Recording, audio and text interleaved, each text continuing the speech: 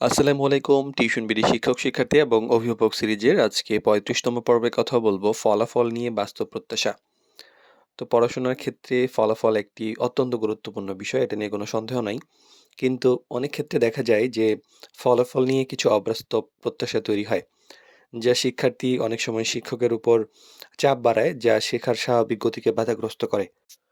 তাই সফল শিক্ষার জন্য আসলে দরকার বাস্তবসম্মত প্রত্যাশা। আসলে উন্নতিটা হয় ধীরে ধীরে।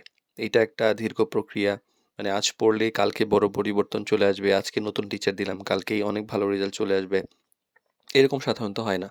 বিশেষ করে দুর্বল শিক্ষার্থী বা যাদের বেসিক অতটা স্ট্রং না, তাদের উন্নতিটা ধীরে ধীরে হওয়াই স্বাভাবিক। আর সবার যে শেখার গতি সেটা তো সমান নয়। আমরা জানি যে প্রতিটি শিক্ষার্থী সমান হয় না, সমানভাবে বুঝে না। কেউ দ্রুত শিখে, কেউ সময় নিয়ে শিখে। আবার কেউ অন্যের সাথে তুলনা আম করতে গিয়ে দেখা যায় যে একটু সমস্যা তৈরি হয়ে যায়। তাই নিজের অগ্রগতির দিকে নিজের পারফরম্যান্স অনুযায়ী নজর দেওয়া উচিত। আর শুধুমাত্র কিন্তু নম্বরই গুরুত্বপূর্ণ নয়। অনেক সময় হয় কি যে পরীক্ষার নম্বরকেই সফলতা দেখা হয়। তো এইটা তো আমরা জানি যে কোচিং, প্রাইভেট এই ক্ষেত্রে পড়লে টিচারের ফেভারে অনেক নাম্বার পাওয়া যায়। আল্টিমেটলি সেটা শেখা হয় কিনা বড় ফ্যাক্ট।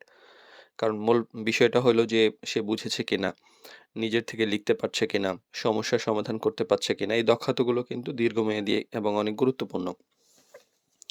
আর টিচার পরিবর্তনই কিন্তু সব সমস্যার সমাধান নয়। অনেক সময় গার্ডিয়ান মনে করেন যে ফলাফল ভালো না আসলে টিচার তাড়াতাড়ি চেঞ্জ করতে হবে। অনেকে মাসে মাসে টিচার চেঞ্জ করেন। তো আসলে বাস্তবে সময় দিতে হয়, ধারাবাহিকতা নিয়ে চেষ্টা করতে হয় এবং নিয়মিত অনুশীলন করতে হয়। এগুলা করলে একটা সময় ভালো রেজাল্ট আসে।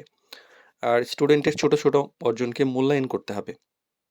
মানে একজন আ টিচার বা মানে শিক্ষার্থীর ক্ষেত্রে যখন সে কোনো একটা অ্যাচিভমেন্ট করেছে, ছোট কিছু শিখেছে, সেক্ষেত্রেও তাকে উৎসাহ দিলে পরবর্তী তার আত্মবিশ্বাস বাড়ে। আর সবসময় আন্ডারএস্টিমেট করা যাবে না। আর ফলাফলটা গুরুত্বপূর্ণ, কিন্তু এর চেয়ে বেশি গুরুত্বপূর্ণ হলো শেখার প্রক্রিয়া।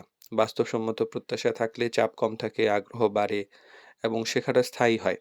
তাই মনে রাখতে হবে যে শেখাটা ধীরে ধীরে হলেও সঠিকভাবে শেখাটাই আসল সাফল্য নিয়ে আসে।